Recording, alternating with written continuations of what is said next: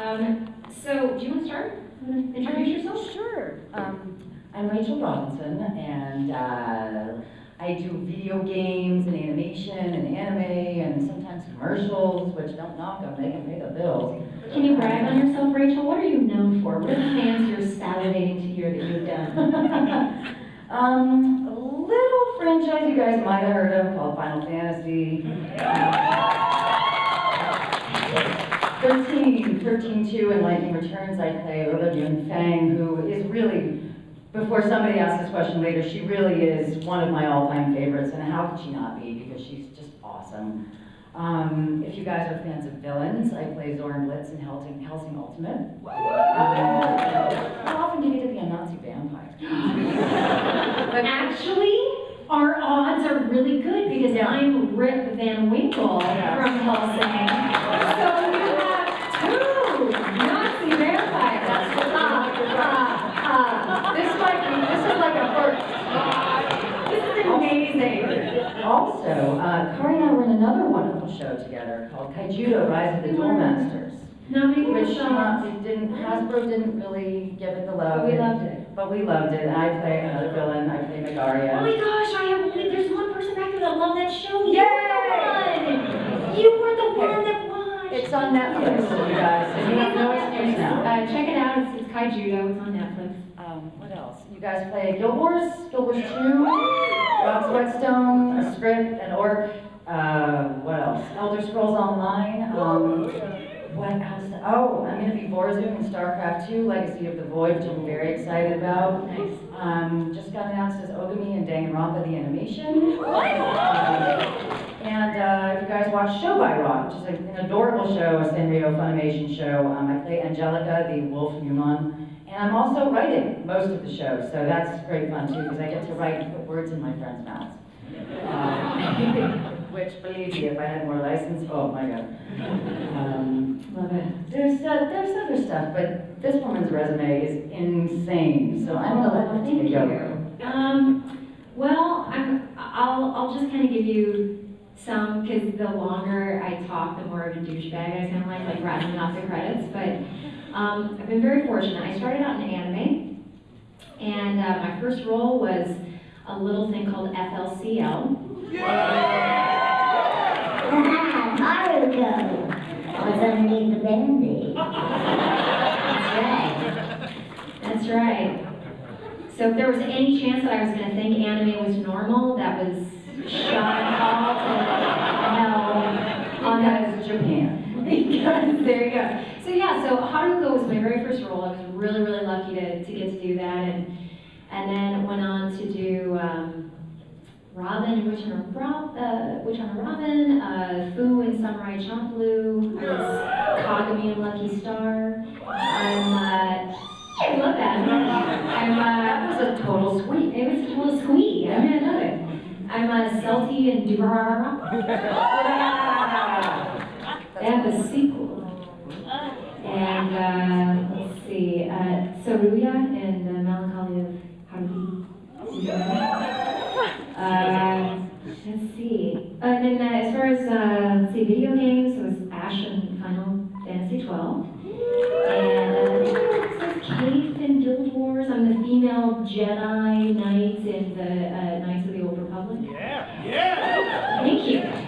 I'd like to see you guys audition, remember that? Oh yeah. That's a great. We'll get into that if you guys want to ask questions for that. As far as U.S. animation, I was Little Susie on Phineas and Ferb. I was Anka on Archer. Countess von Fingerbay. Oh my god!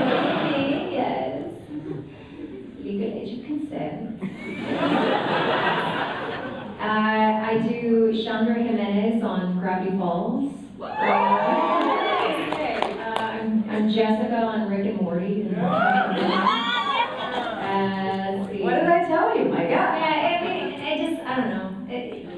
I'm doing all right. Knock on wood. So anyway, this is all just to say that we didn't just like crash the panel. We worked. So one of the questions that we get asked probably the most often is how do you get into voiceovers, or how did you get into voiceover acting? And so we definitely wanted to be able to tell you our stories with that. Yeah, well, it was, when I was a child, I was a mimic. I didn't mean to be. I wasn't trying to impress anybody. That's just what I did. I would tell stories and do the different voices. I grew up watching all the Tex Avery stuff, all the Hanna-Barbera stuff, all the Looney Tunes stuff. I watched Lucille Ball, Carol Burnett, Rich Little, all these amazing impressionists and comedians, and I thought, my God, I want to do that. And my first female voice acting hero was June Foray, Rocky the Squirrel, because amazing. And also Natasha. This is ridiculous! So, as time wore on, I didn't actually know that you could do that for a living, because at that time there were probably like 12 people who did it. And then later on, it got to a point where, oh, there are actually people who are teaching classes, and you could do this. So I went to college, and at the time, my sister-in-law was working for Fox and said, hey, I want you to put together a little demo tape for me, because she was actually one of the people who helped usher in The Simpsons. And I thought, well, wouldn't that be cool? Long story short, that didn't happen. But I thought, God, I really, really love this. And people had started asking me to do voiceovers for their student films and that sort of thing. Because I've sounded like this since I was about 15, 16, which boded well if my mom wasn't home. And, then I decided I really want to pursue this as a career. And I like on-camera stuff. I never really had the same passion for it. I felt like voice acting was something where you're not limited by your height, your weight, your eye color, your hair color, the kind of clothes you wear. I mean, you can be everybody. You can be a 5-year-old, you can be a big dinosaur, you can be 200 years old. You don't have to be human. So I thought that was really cool. So when I moved back to California from Colorado, I just dove in and started researching who taught classes. Remember Dolores Steele? Dolores Steele? Oh, she was sort of like a great old broad. Everything, she would say things like, you could saddle that mosquito, and you could boil water, burn water, whatever. And it was a sort of cover all the bases class, and thought, yes, this is exactly what I want to do. So I kind of followed that, if you will, a straighter path, which is to say, like, look for commercial workout groups, and through there met people like Pat Fraley and Bob Burden, and start to take their classes, and then you just kind of expand outward. And my God, I've never stopped learning. That's the thing. I mean, I've done pretty well. I've certainly aspired to do more. In my mind, I'm nowhere near done. So I still take classes as much as I possibly can, because you got to stay sharp, you got to stay focused. It's so great to be in a community setting, to have somebody to, because there's always good advice, and that's the thing. No one thing works for everybody. And you kind of find your groove, you find your signature, and take it forward and push yourself to places that you didn't know you could go. So that's kind of how I did it. Thank you. Oh, thank you. This is the hard vodka. Yeah. Thanks there. We appreciate that. Cheers, guys. And I'll tell you all about how I'm not actually going to do it like that. Rachel brings up a great point. Like, there's no one way to get into voice acting. A lot of people are creating their own content now, and they can put something up like an orange that's really annoying, and then it turns into a TV show. So hey, listen, I didn't do it. I'm using it as an example. Insert whatever example that you like.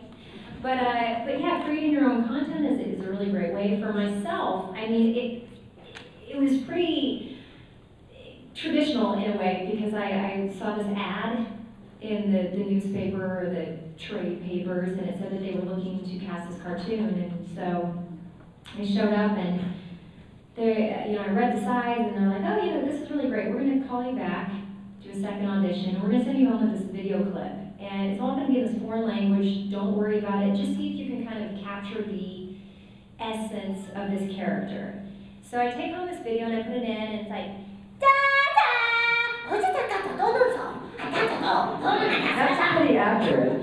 yeah, and I'm like, what is going on? Okay, so I show up and I'm reading the script and I'm like, lunchtime,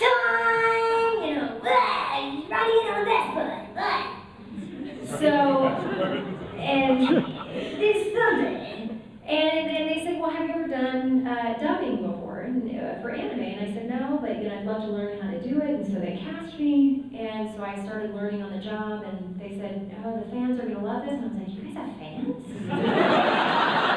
True story. They're like, yeah, you know, we go to conventions and everything. I'm like, they have conventions? Like, what do they do? People dress up. Like, people dress up at these conventions. I was like, what? Are you serious? Yeah. You know, you're gonna see people dressed up as your character. I was like, okay, we'll see. And by God, here we are. And so, you know, just kind of spiraled into getting the agent, going on other auditions, and they haven't, you know, kicked me out yet. So that was kind of my path on it. I had a theater background before I started on that. So I don't know. We'll kind of do a quick show of hands. Do you want us to kind of give you a few little insights into what it's like to be a female in our business, or would you like to just jump right into questions? Because we're here for you. Option one? Insights? Okay. Oh, I like it. Insights! From now on, everybody has to sing their question. That's right. I like it. The worse the better. Will you go out with me? Oh gosh, shower first? And then okay, so it is tricky. You know, something that people ask me all the time is are there less women in voiceover than there are men? And it's yes. The answer is sadly yes. Like, I wish I could lie and say that that's not the case, but most of the time, at least from a show standpoint, we run into what we kind of call Smurfette syndrome, where there's like the 3 guys and a chick, or 4 guys and a chick, or 5 boy aliens and 1 girl alien. So it is harder. I mean, there's fewer jobs. The other thing that's interesting is sometimes it can be harder, I think, for women because they're afraid to, A, be really tough and tap into, like, really brute strength in their voices. We're taught not to do that as people. Yeah, so especially with video games, like when I'm coaching or teaching a class or something in LA, I'm like, martial arts training is really great, ladies, because you know, all of those reactions in a video game, we do them. So in a video game recording session, we will literally have pages and pages and pages that say, small punched reacts, medium punched reacts, ooh, oh, large punched react, oh! So then, Rachel, you'll have small electrocuted reacts, medium electrocuted reacts, large electrocution. And we don't have any frame of reference for this in real life, Right. In video games, I've been shot, stabbed, set on fire, electrocuted, thrown off the cliff, punched in the face all the time. You know, punched in the stomach. Strangled by piano wire, or choked by piano wire, fed into a wood chipper, drowned. That is my favorite one. And people were like, how do you do it? And the first question, you know what the first question you have to ask is? Did you gargle water? Is it the... Amen! If I had a prize, you get it. Is it head first or feet first? So, okay, I'll do it. I gotta back off the mic a little bit. Yeah, I should have done that before, I'm sorry. And this is feet first, just in case you're wondering. Oh no.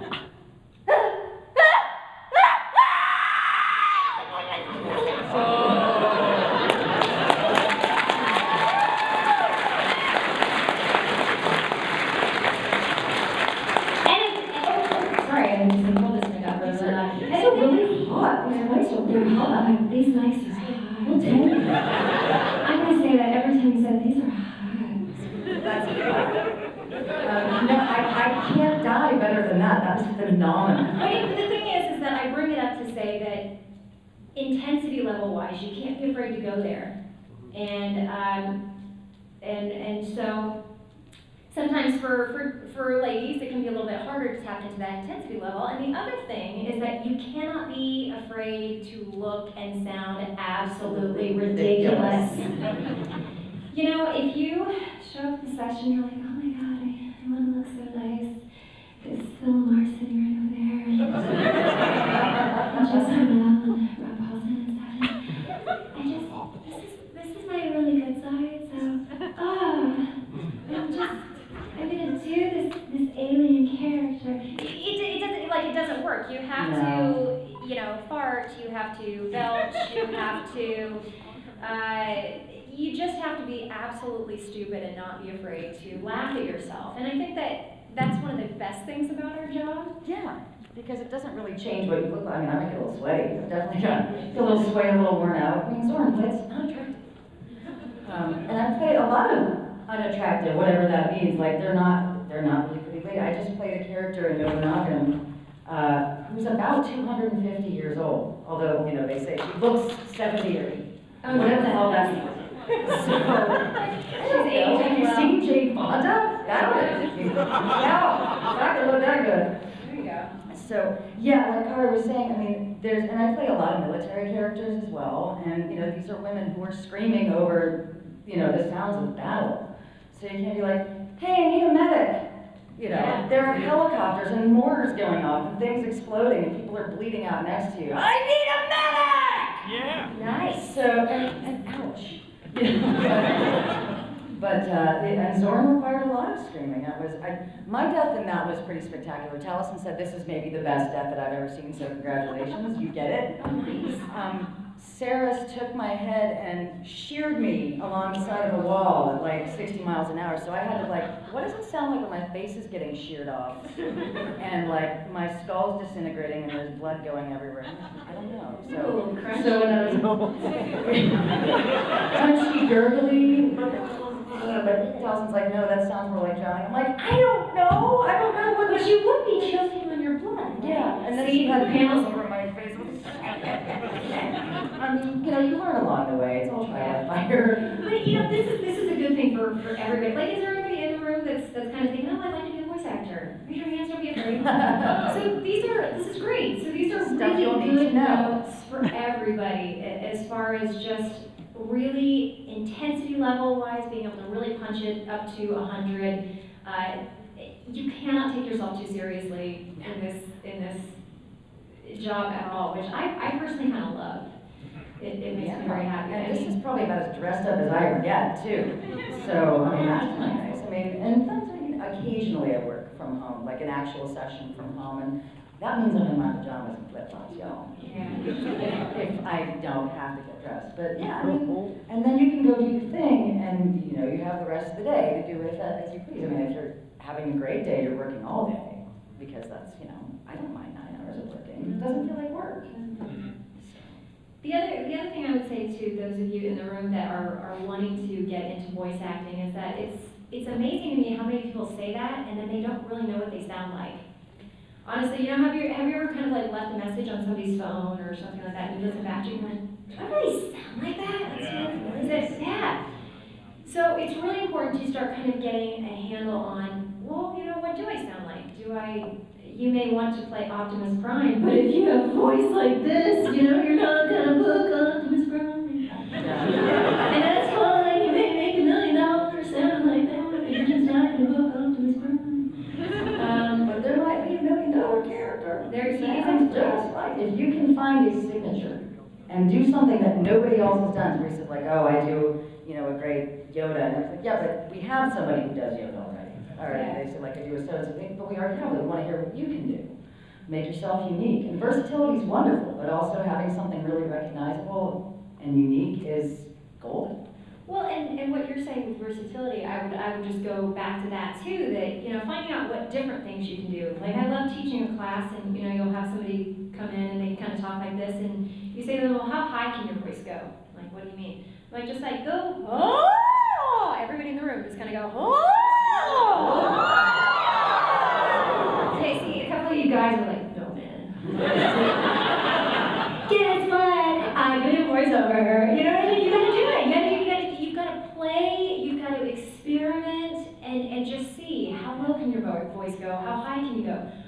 What happens if you start adding texture?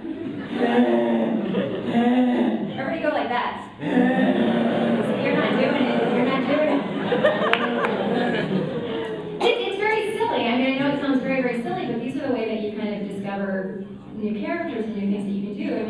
Self-consciousness in class is not your friend, and it's hard because as actors, we're sort of, that's where we live a lot of the time, and you know, it's hard not to doubt yourself, and it's hard not to second guess yourself, but it's a lot of just being in your body and get out of your head, and you know, that's 90% of the auditions I do. Play. I try not to get attached to anything, even though there's some stuff I really want.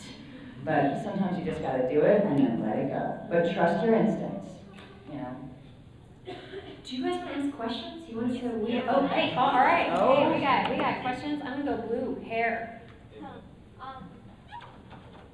What's the worst thing you've ever been in? Like, not even, doesn't have to be mainstream, just something you hated the source material or you just hated doing it in general. I didn't think, okay, so the question was, what's the worst thing that you've ever done where you just like really hated it? And I'm sorry, I'm not going to tell you the title because sometimes people bring it up at a convention to sign and I'm like, oh, it's so nice to sign this for you. But there are two shows in particular that I think about and it just makes my clench. It was just like the stupidest women in it and like the script was bad and it was just gross. So yeah, every once in a while you get one of those and you're just like, great, this check cleared. And I'm going to use it to feed myself and put a roof over my head and just kind of move on. It's like, it's work, I'm grateful. Yeah, I mean, there are a couple of games, two very, very different games, and I won't say what they are because it also brings blood to my throat to even say the words. But one of them was screaming for like 4 hours and not anything good or that had a point. And I remember thinking, why did I agree to this? Oh yeah, because I was AutoCast. And hey, you know, when someone offers you work, sometimes you're just like, all right. But you know, I didn't get a chance to look at it beforehand, and I was in there, I was like, but yeah, I mean, but I think both of us have been very fortunate. I like almost everything that I've done. Sometimes regional radio. I loved that one. I don't even know how you spell that. Regional radio commercials sometimes get me because they're not actually being directed by directors, they're directed by advertising people who can never decide who's actually making the decision. So you spend half an hour on one line. But yeah. But for the most part, I'd say I'm very happy with the stuff I've got working on. Okay. So, because typically I kind of categorize voice actors into like voice actors who do Western animation and voice actors who do like originally anime and stuff like that, because I find they have different cadence to their speeches. And I've noticed a lot of them don't cross. Like, you know, people like Tom Kenny don't usually cross over into that, or T. Bradley Baker don't usually cross into anime. I mean, as far as I know, I think they've done a few, but as far as I know, not much. So like, it's sort of a two-parter. Like, is there sort of a different cadence, do you feel like, when you're being directed? And if so, why do you think that a lot of people from the West, Western animation, don't usually do like anime dubbing? So the question for the people back is people usually do Western animation or they do anime. How come they don't usually switch over, especially from the Western side to the anime side? And honestly, without going into specifics, the contracts are very, very different. So the Western animation pays something very different than the anime does. And if you've only got enough time in a day, especially with a couple of those guys that you mentioned, you know, they're booked so much through the day that it financially wouldn't make sense for them. Yeah. So yeah, so a lot of times it's just a financial. That's where you're based too. thing. Yeah, but do you find that there's a different cadence if you're doing like, you know, with some, even like Western, and I know like different roles, but don't you like talk, do you find a different cadence you see each time out? Well, there's a musicality to anime. Yeah, there's a music to it. I like to use that word. And there's a tone to it. There's a style. It's kind of like kabuki theater versus, you know, a Neil Simon play versus, you know, a different kind of straight stage play.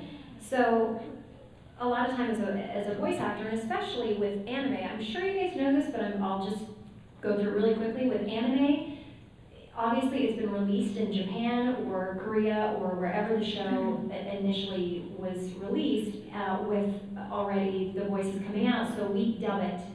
So the picture already exists and we have to sync everything up to the picture. So that means if you want to take your time with a line, you can't. No. You have for the mouth flaps. So you gotta fit in, my God, I saw you at my brother's wedding in. So you can't put in, you know, interpretation-wise, you're limited to what's there in the anime. Whereas with Western animation, you record the voices first, and then they ship it somewhere, and then they animate it. So, you know, a great story from one of my first Western animation shows is I remember that we were recording it, and there was a room full of animators watching us and kind of doing some sketches and stuff like that. And I had this one line where I said, well, if you wouldn't have come in fist a zapping, we wouldn't be in this situation. And they animated it, and when the animation came back, my character went, well, if you wouldn't have come back fist a zapping, we wouldn't be in this mess. Like down to my facial expressions. So it was pretty cool. I'm like, oh my God, peeps, this is like animation. So the great thing about that is that you have the freedom to kind of dictate what happens with the animation. So that's another thing that kind of leads to the cadence of anime is that you have to fit it in. Yeah. So In some ways, I think it's more difficult. You know, not that originally it isn't, but I mean, then again, working on Kaijudo, which is so great because I very rarely get to work in a group setting. And I love getting to work with a group because I make choices sometimes that are different based on what the actor who just spoke before me might have done. And, you know, you can kind of feed off everybody's energy. And, you know, playing Magaria was fun because she was just so rotten. And she didn't, you know, she didn't emote very much, but she was just so evil. And remember the line, she was, show me who loves mommy more. that's right. When she was pitting, it was her against Ray Delisle. That's right. So, That was but fun. then everything was, you know, she kind of swept about very grandly, so I kind of stood there, you know. And I always kind of dressed a little bit like, what would she dress, how would she dress if she was modern day, with like, you know, black leather jacket and boots or something like that. You did, that's right. I mean, just, you know, because it was also cold, I think. It was like, Oh, and that's very ruining the story. You showed up in black leather for your character. and a giant purple serpent's hat. Yes, or- that's how I remember it. But anime, I think, anime is very technical. Yes. You know, I love it. I think in a lot of ways it's made me a better performer because I like to, you know, I'm kind of a perfectionist, a little hard on myself. So it helps me memorize better. You know, with voiceover, they say, oh, you don't have to memorize. I'm like, yeah, but in the weirdest way it helps. And I mean, and I do theater when I can. I don't do it very much, but, you know, being on stage is great because, you know, it's like you have to memorize it, but there's also a spontaneity to it and there's a sort of electricity to it. So I like doing other things that can certainly help with voiceover as well. And yeah, and a lot of times, you know, you'll watch the dub and their words won't match the flaps at all. But, you know, we like to make sure they fit. And I'm writing for anime now, so I'm really making sure that stuff fits. Oh, goodness. Because it's what I'm getting is that when you're doing an anime, it's like the character is already well established, so you don't have as like kind of what you were saying where they were doing their facial expressions. So it's like you have to sort of. What I'm wondering is, do you when you're doing an anime, do you feel any pressure to become, or just to live up to the character that was created by the Japanese voice actor? For the people in the back, it's, you know, when an anime character is created, there is a very talented Japanese actor or actress that has already created it. Do you feel pressure to kind of like emulate that or live up to that, to fill their shoes? And it depends on a couple of things. First of all, the client. There are some clients where they say, we want to make this as close to the original Japanese tonally and sound-wise as possible, in which case, you know, we're really trying to not exactly voice match, but just really capture the same kind of emotion and tone as the original Japanese. There are other clients that have done shows and they're like, we want to kind of make this more accessible to an American audience.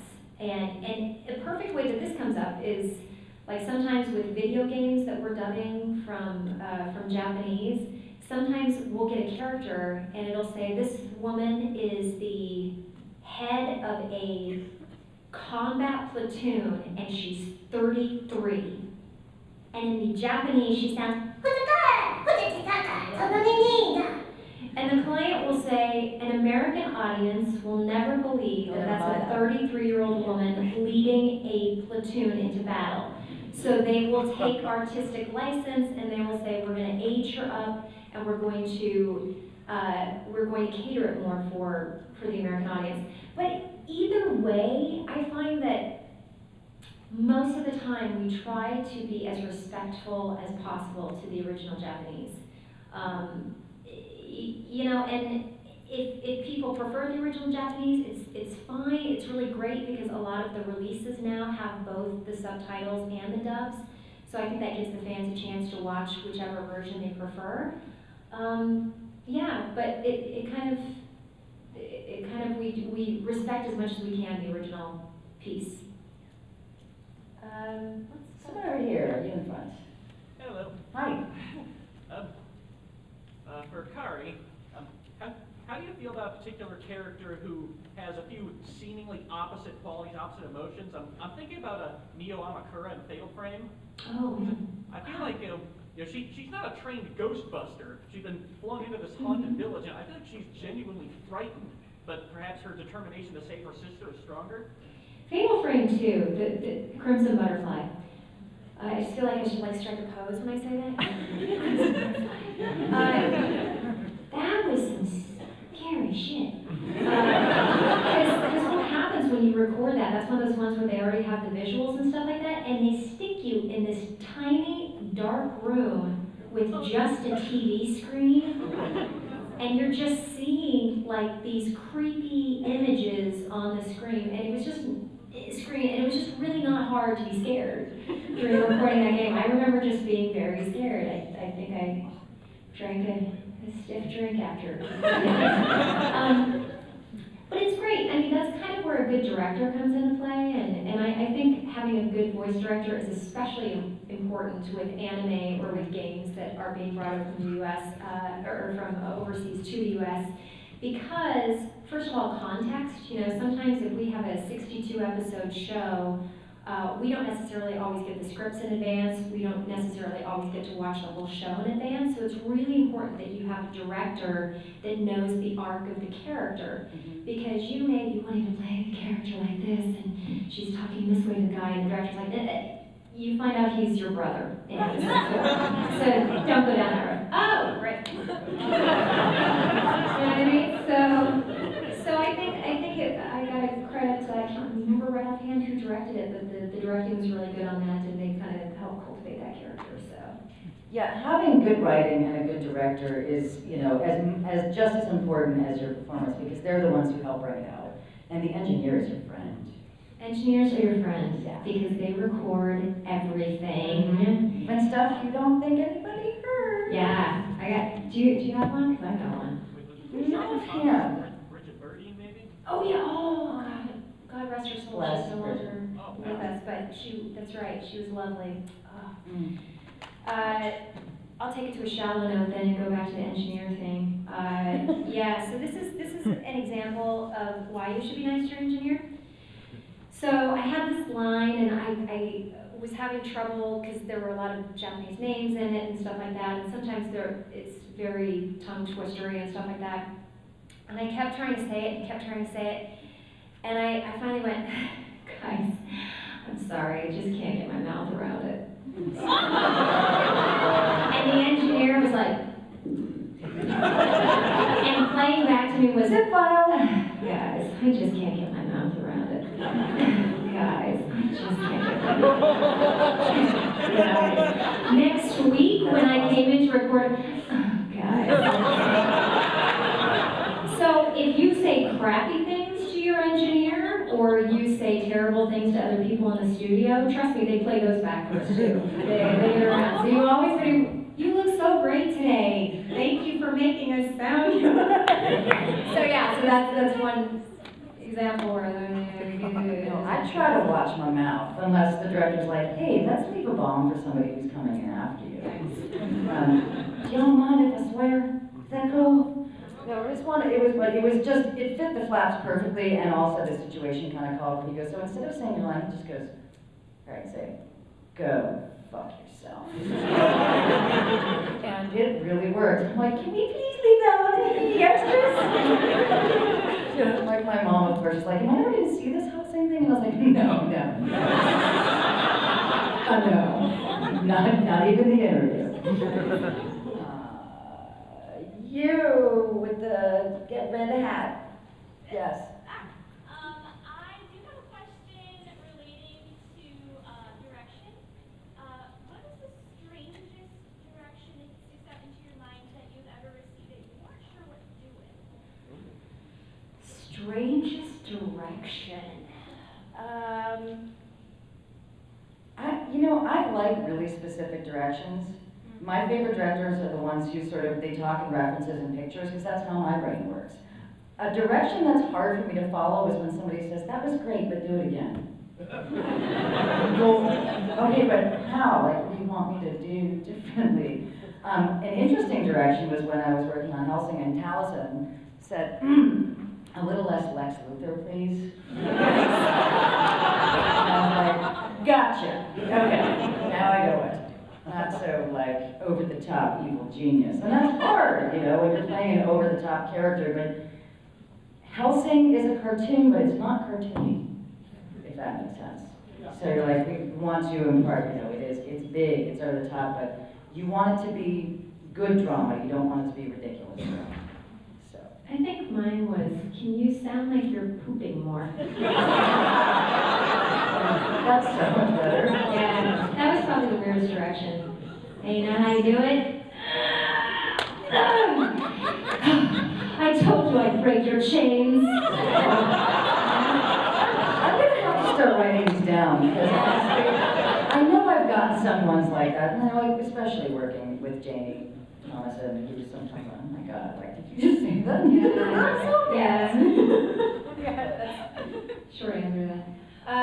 Can we, way back with glasses? Yeah, so I was kind of wondering, this might be a loaded question, but how do you create a balance early in your acting career? It's like, being an actor moving to LA is kind of daunting. You gotta pay for headshots, you gotta take classes. Not something you just gotta survive. Have another job. And make sure that, yes, make it it is hard. I made it my focus. I dove in, but at the same time, made sure that I wasn't leaving these giant holes in the rest of my life, too. Still do your recreational stuff, still see your friends, still, go to museums and the library if that's your thing, or whatever it is. But, yeah, it's not, you can't necessarily rely on it to make you a living right away, It is $1 million question for Yeah, actors, whether it's on camera or voiceover. It's everybody has to find a way to make ends meet, and you find jobs and ways to do that. You just always kind of have to keep in mind to treat your on-camera or voiceover job as a part-time job. Like it's different when you're just kind of doing it for fun and stuff like that, but it's a business, and you are the CEO, the president, the owner, and the only CFO client of and that the PR business. person. Yeah, so find what you can do to keep the roof over your head, but keep it as your business on the side. Right here, you guys. Want to have time for you all? Hero, villain, or in the middle? Which one are your favorites to voice? Villain. No. Oh, sorry. Let me think about it. Villain. No, I just think villains are so fun and complex, and you just get to toy with things more. Yeah, it's almost kind of sad because you get vanquished. You know what I mean? You want to be in more episodes and stuff like that, but the heroes. Unless you're the Joker, your time is coming pretty quick. I love playing villains. I play a lot of villains. I think it might have something to do with this. I don't know. I like playing heroes too. Heroes are awesome. Heroes get to save the day. Heroes get to do big monologues. Well, sometimes villains do as well. I like playing weirdos, whatever that means. I like playing against type. Let's put it that way. Typecasting is something that women deal with a lot in voice, and it's not a bad thing necessarily. It means that somebody's like, oh, this is perfect for so-and-so. But I like playing things that nobody would have any idea was me. Has anyone seen Celebrity Deathmatch? Yes. Yes. I played Pamela Anderson. And my first reaction when they said I wrote it was, what? I mean, it was one of those, like, yeah, sure, you know, like, I'll do any audition that comes my way through the agent. I'm like, oh shit, I have 10 minutes, I just gotta get it done. So I pitched up with it, I can't believe you made me come here tonight, Tommy. And I was like, okay, gotta go. And then a few days later, they called, and I was like, really? Wow, really? Okay, sure. And I was like, can I do Vern Troyer too? And they're like, can you? And I was like, well, yeah, sure, no problem. So that was great. That was Jack Fletcher too. I like playing things, I like playing creatures. And I like playing things that are, yeah, just sort of unexpected. But, you know, they're all fun. You know, I suppose being a villain definitely has its upsides. Except knowing that I'm probably going to die pretty soon. But they're fabulous. But they're fabulous. Yes, you in the middle there? I was wondering if either of you done radio drama, and if so, how is it different since your character is not being animated, so just you're creating the character completely in the listener's head? Yeah, you know what? I have, and I enjoy it. I mean, it's honestly, you bring the same life to those parts as you do if it's animated, and they'll put in sound effects afterwards to, you know, let's open the door, Ma. You know, move over, cat. You know, they're gonna put all that in later. But yeah, it's just lovely because you're doing the same thing, but you're just letting the listeners use their imagination in the pictures. So Yeah, yes. Daenerys. What would you say is the best route to get into voice acting?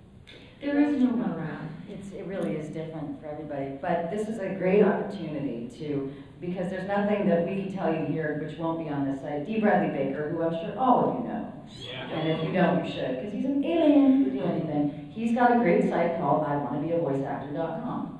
And it's an incredibly comprehensive thing of like how to get started, where you go to, you know, what class you take, what areas you want to focus on, the do's and don'ts of business. It's a great thing. Yeah, and that's the thing. I would say there's just no one answer for that. But start researching. Start researching what areas you want. I'd say that's if you really are starting from the ground up. Like if you want to do animation. I found that it's kind of difficult to find. I know there's a lot of auditions for stage shows and movies and TV. Theater's great, improv is great, sketch comedy is great, any kind of performance. Read pages from magazines out loud, that's what I used to do. I used to, you know how you always, you know, change the channel when a commercial comes on? Don't. Start listening to them, start listening to voices. Like she said earlier, reading out loud, hear how your voice sounds. There are great resources online now too, Voiceover resource guide. I mean, depending on where you live, in the country, I mean, and yes, I would say Los Angeles is pretty much the hub of animation and a lot of video games, but there's a lot of video games in Seattle. Texas, you know, kind of the hub of anime. Who knew? I didn't know until just a few years ago. So kind of start researching where, Dallas, where Funimation is. And then there's Sentai down in Houston. And there's some anime in Los Angeles, but not a ton. Start looking to, you know, what specific areas and where they focus, you know, Chicago, New York, obviously tons of commercial work. That sort of thing. I feel like there's some people over here that had their hands up for a while. Yeah. A guy in the sunglasses. And we have about 15 Tinted minutes left, sunglasses. so- Tinted sunglasses, way back there. How often do roles come up for you where you get to improv? You know what? You can improv to a slight degree on most any copy that comes through, but there is more and more copy that's coming through where it will actually say in the directions, people with an improv background strongly encouraged to audition or preferred, or they will say improv is encouraged, you know, feel free to let the clients improv. So yeah, it's popping up a lot more on copy. Turbin. Could you possibly explain the audition process for voiceover work? It's different. I mean, the vast majority of it you get through an agent, and they will send you a copy, and you record it either at home or a studio somewhere, and then you send it into the agent. You go to the agent. They send it out. There. Then what will happen is that in a lot of cases you'll get a callback. So let's say they whittle down from 10,000 submissions to like 1,000 or 500. Then they will take those people and they will have you go what they say out of house. So somewhere. I call it in the field, but that's probably the same. I got the field today. So you'll go somewhere for the callback, and usually they'll have the casting director, and they'll have a few producers, sometimes the creator of the show, or you know the clients if it's a radio commercial or something like that. So sometimes you'll get cast directly from the tape, and then sometimes you'll do 2 or sometimes more auditions to finally book a job.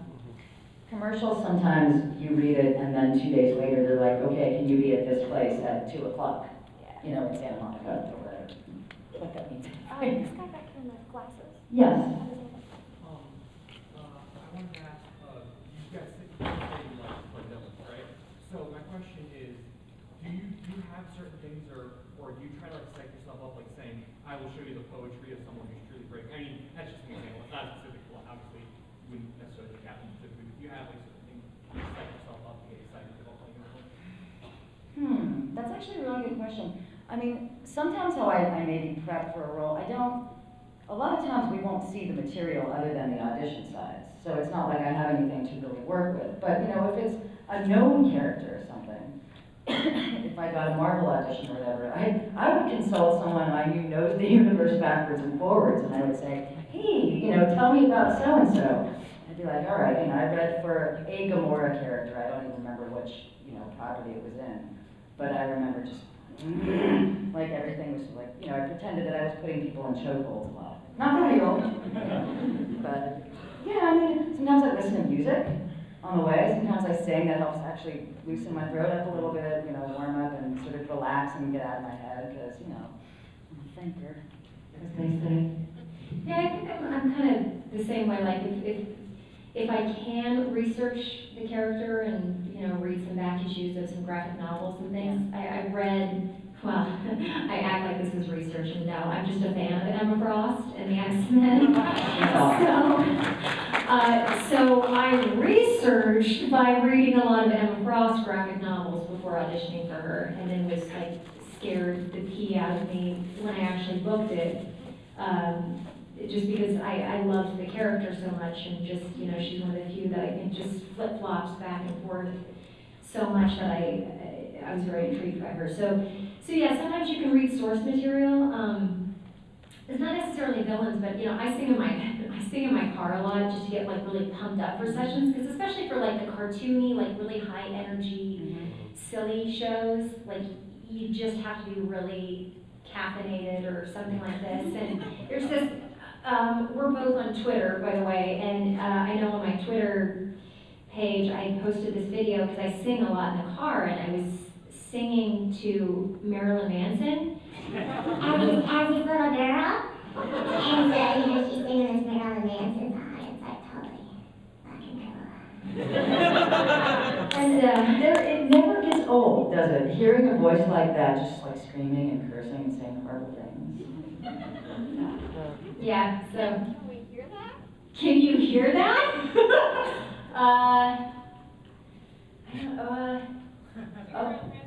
Okay, well, okay, I'll give you. I can't because I don't know. I'll give you a few seconds. I gotta remember. Okay. I don't know if I can open up. I've been open too much. I don't know if I can open up.